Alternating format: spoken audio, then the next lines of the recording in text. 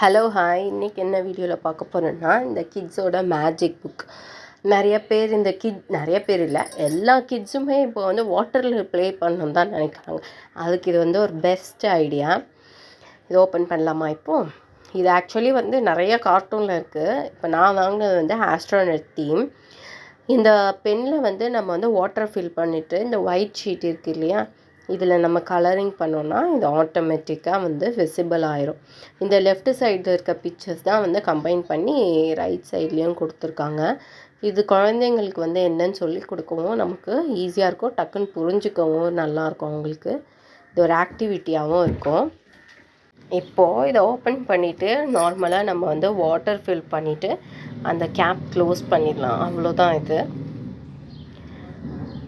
நம்ம இதை இப்படி வந்து அந்த ஸ்கெட்சோட இது வச்சு பண்ணும்போது அந்த கார்ட்டூன் வந்து நமக்கு விசிபிளாக இருக்கும். நைஸில் குட் ஆக்டிவிட்டி ஃபார் கிட்ஸ்.